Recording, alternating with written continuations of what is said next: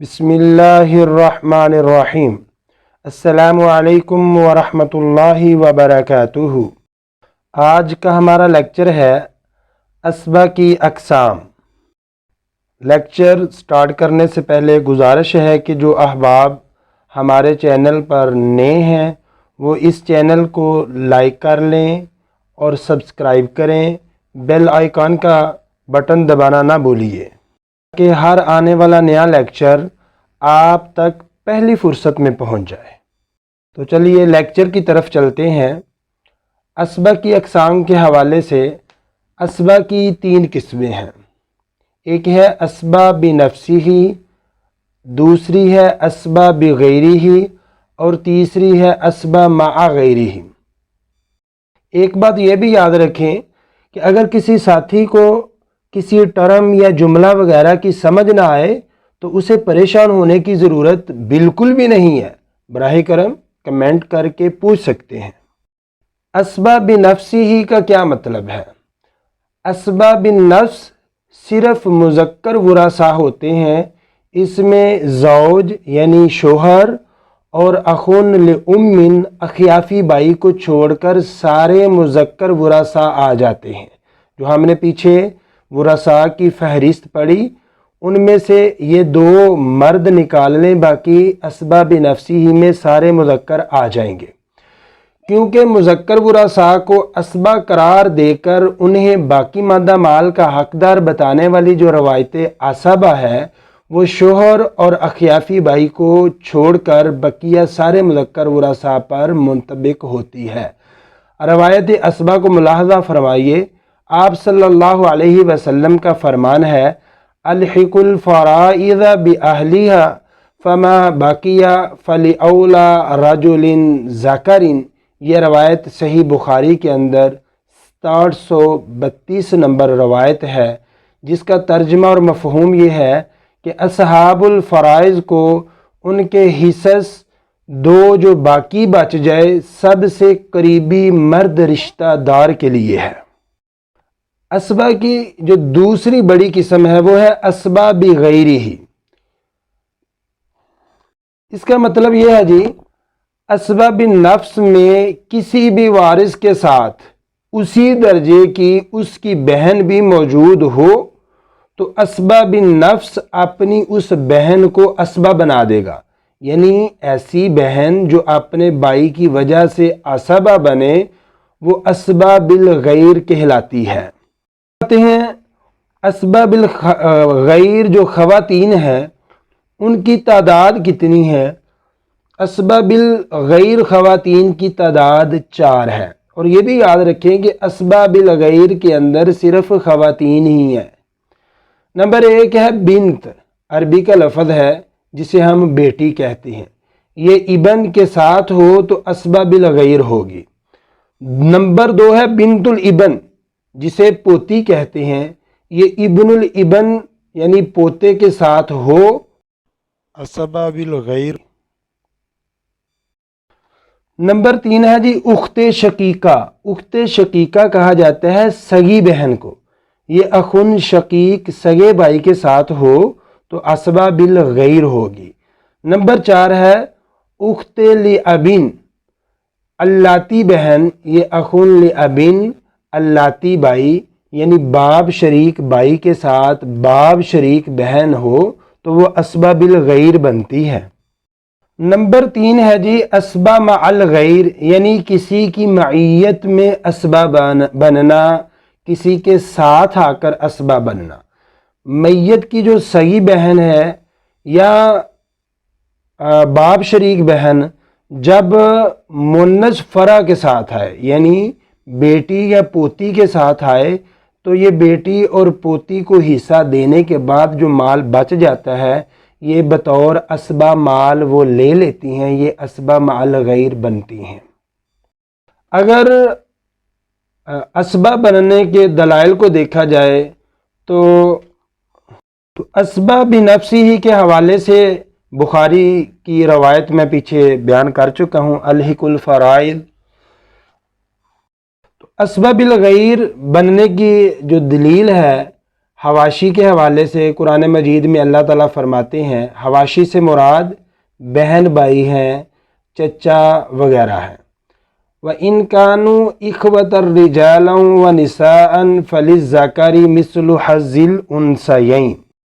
اگر فروع کے اسباب الغیر یعنی اولاد مؤنث بیٹی یا پوتی کے اسباب الغیر بننے کی دلیل قرآن مجید کے اندر اللہ تعالیٰ فرماتے ہیں، یوصیکم اللہ فی اولادکم للذکر مثل حظ الانثیین۔ سورۃ نساء ہے، سورۃ نمبر 4 آیت نمبر 11۔ ترجمہ ہے کہ اللہ تمہاری اولاد کے متعلق تمہیں ہدایت دیتا ہے کہ لڑکے کا حصہ 2 لڑکیوں کے برابر ہے۔ تو اسباب الغیر بننے کی دلیل کیا ہے؟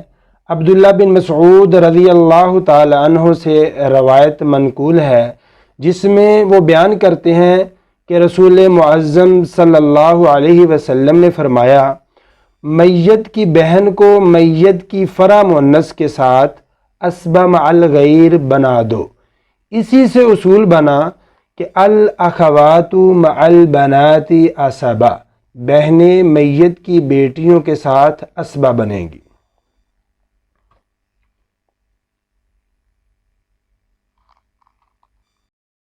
قیل ابو موسیٰ ان بنت وابنت ابن واخت فقال للبنت النصف وللأخت النصف وأت ابن مسعود فسيتابعني۔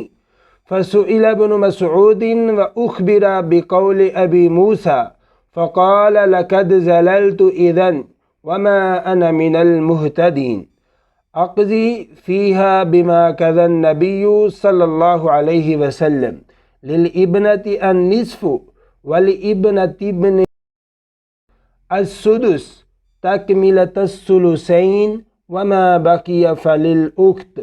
فأتينا أبا موسى فأخبرناه بقول ابن مسعود فقال لا تسألوني ما دام هذا الحبر فيكم۔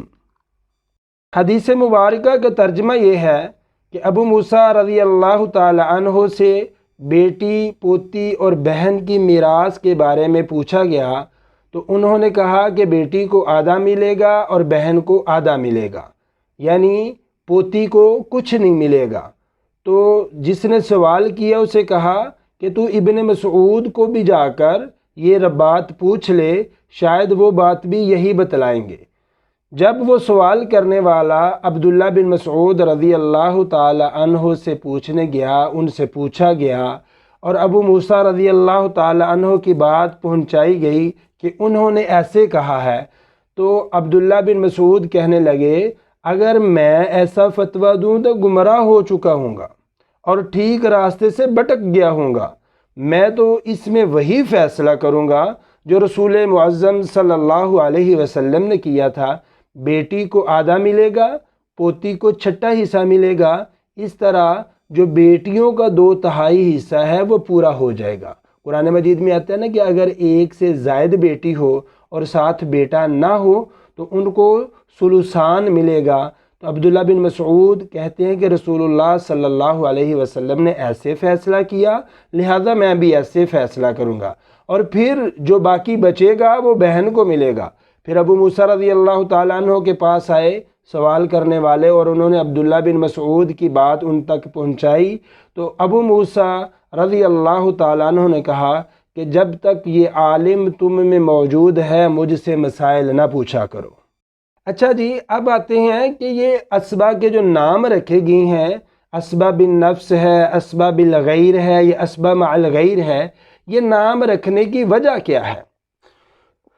تو اسباب النفس کی وجہ تسمیہ یہ ہے، اسباب النفس میں ایک وارث بذات خود باقی ترکہ یعنی مال کا حقدار ہوتا ہے، کوئی دوسرا عاصب یا وارث اسے اسبا نہیں بناتا، بلکہ بعض حالات میں یہ خود دوسرے ورثاء کو اسبا بناتا ہے، اس وجہ سے اسے اسباب النفس کہتے ہیں۔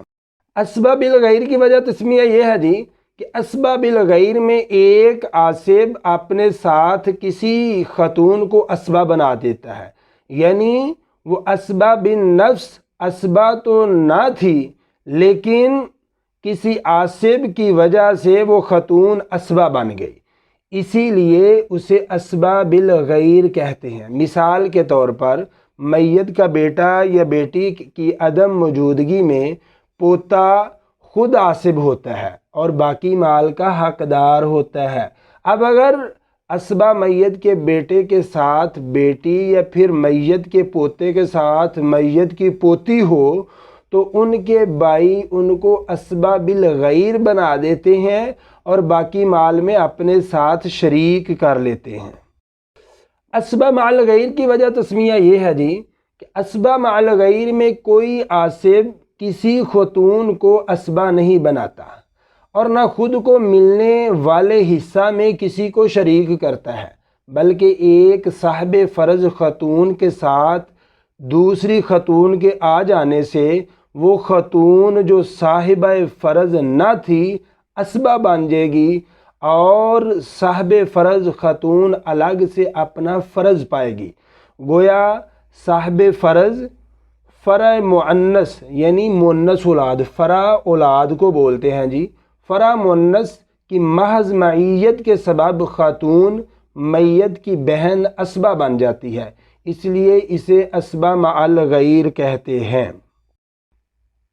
آج کا ہمارا سبق اسبا کے حوالے سے اسبا کی اقسام اور اسبا کی وجہ تسمیہ اور اسبا کے افراد کے حوالے سے مکمل ہوا۔